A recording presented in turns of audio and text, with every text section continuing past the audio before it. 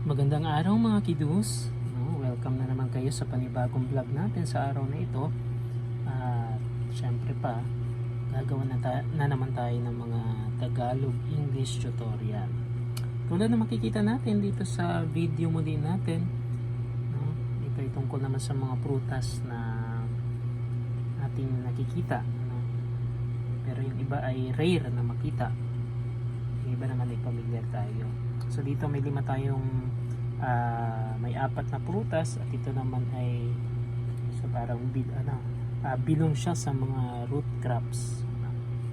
Pero syempre alamin natin mamaya yung mga katawagan dito tungkol sa Tagalog English na kung ano mga katumbas nito sa wikang Ingles. Ayan, anahin natin itong mamumula-mula na prutas. Siguro familiar kayo dito, marahil nakakakain kayo ng mga jam nito. Hindi kayo mismo yung prutas na ito nabibili ito sa market o di kaya sa mga pamilihan na pinupuntahan ng inyong mga parents. Kaya ano ang pangalan nito ng prutas na ito? So ang prutas na ito, ang pangalan niya na madalas nating ginagamit ay strawberry.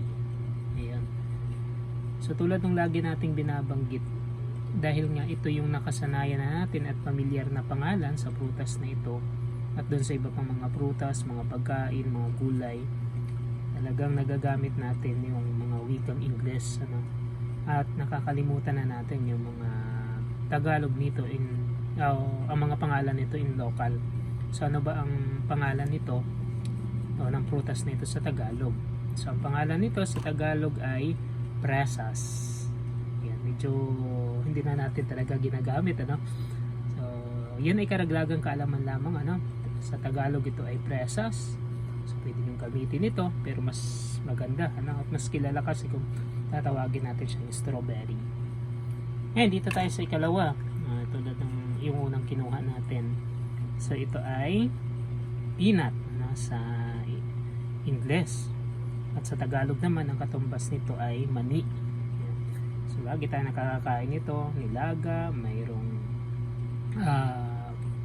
fried, pang kinukuha nila yung laman, bago lutuin, lagyan ng sili.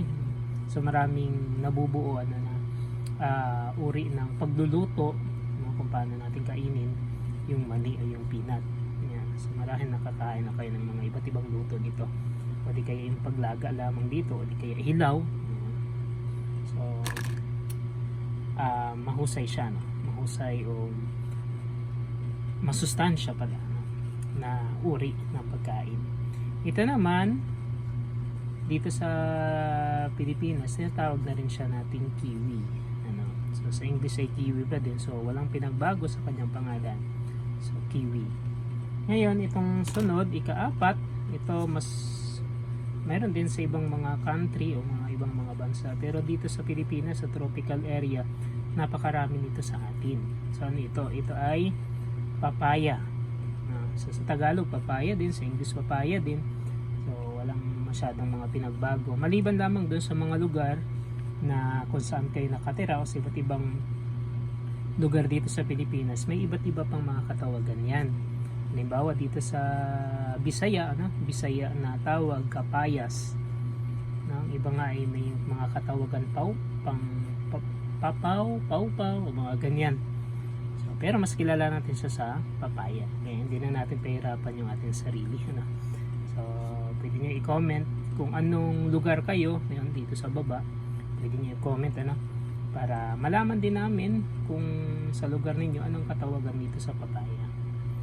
Panghuli na ating alamin ay itong panghuling prutas na ito. Siyempre napaka-pamilyar natin dito. Ito ay sa wikang Ingles, banana. Sabi pa ng mga minions, banana. So ano ba ito sa wikang Tagalog? Ito ay saging.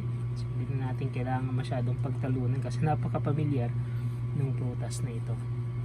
So yun na mga bata, yun yung lesson natin for today. At talaga nakinabang tayo sa mga karagdagang kaalaman. Muli, kung may mga anak kayo, mga pamangkin, o may kilalang mga bata na gustong matuto ng mga basic na kaalaman tulad nito, yung pakipalo ng ating page, pwede nyo i-share sa kanila para matuto din sila sa mga katawagan mula sa wikang Tagalog patungo sa wikang Ingles. So yun lang mga bata, maraming salamat sa inyong panonood. Bye bye!